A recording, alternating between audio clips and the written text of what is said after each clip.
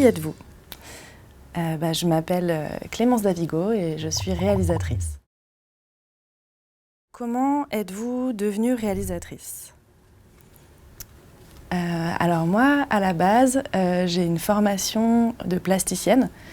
J'ai fait des études à l'École des Beaux-Arts de Lyon pendant 5 ans et où j'ai pu expérimenter tout un tas de médiums, que ce soit la photo, la vidéo, le dessin, la sculpture, la gravure, et où j'ai pu développer une sensibilité à l'image, à la composition, à l'installation. Après les Beaux-Arts, j'ai eu envie de faire un film. Il y avait un sujet autour des prisons qui m'intéressait beaucoup, mais je ne savais pas faire un film. Et donc, du coup, à ce moment-là, j'ai décidé de postuler à l'école de cinéma documentaire de l'USAS.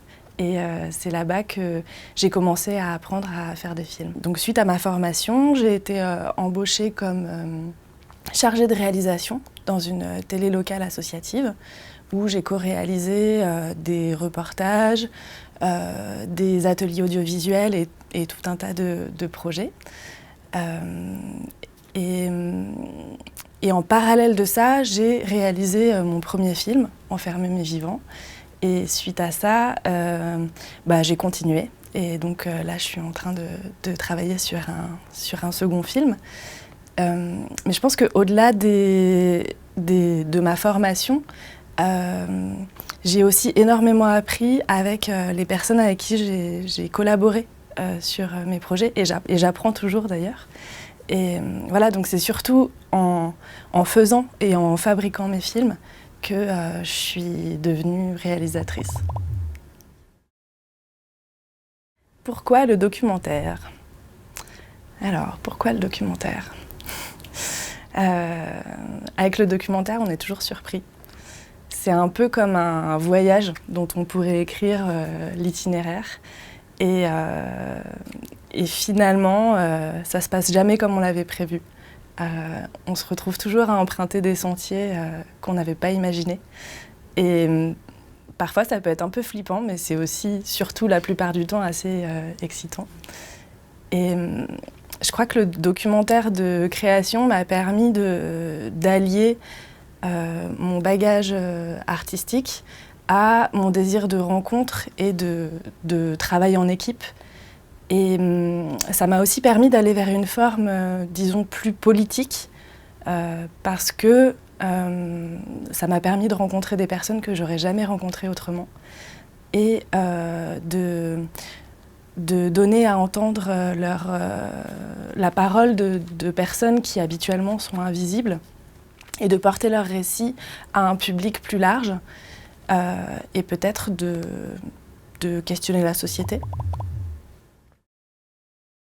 Pitchez votre projet. Le projet sur lequel je travaille aujourd'hui s'appelle Les Oubliés de la Belle Étoile.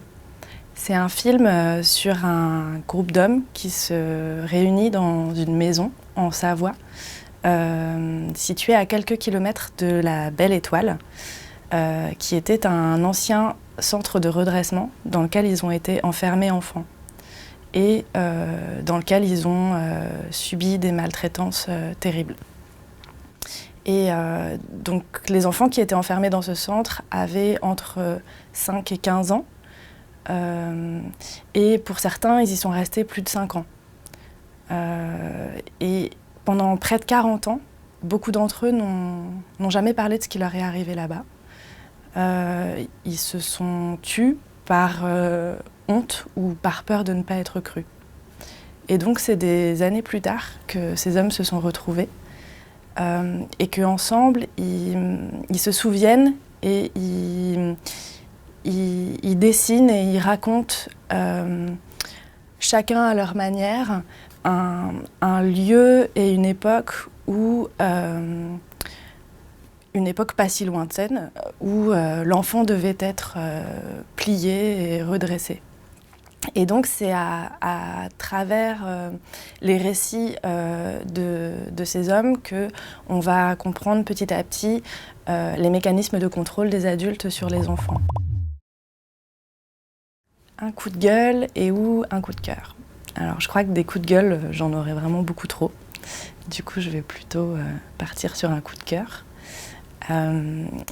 J'ai récemment découvert le travail de Alexandra Badea, qui est une écrivaine et metteuse en scène roumaine et française.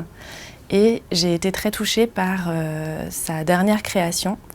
Il s'agit d'une trilogie qu'elle a écrite et qu'elle a mis en scène pour le théâtre, qui s'appelle Point de non-retour, où elle explore 3 moments assez peu glorieux de l'histoire coloniale française, à savoir les tirailleurs sénégalais, les Algériens qui ont été jetés dans la Seine et les enfants de la Creuse.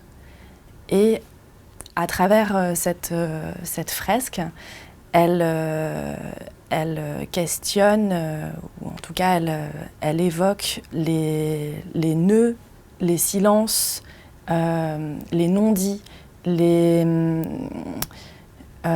histoires manquantes de l'histoire qui des fois sont la source de blessures et de divisions au sein de la société.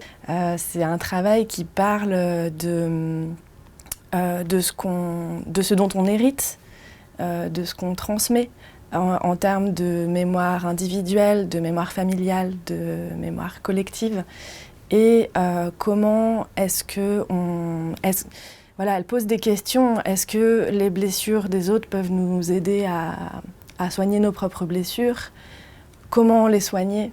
Est-ce qu'on transmet? Comment transmettre ces histoires-là ou ne pas transmettre les traumatismes? Est-ce qu'on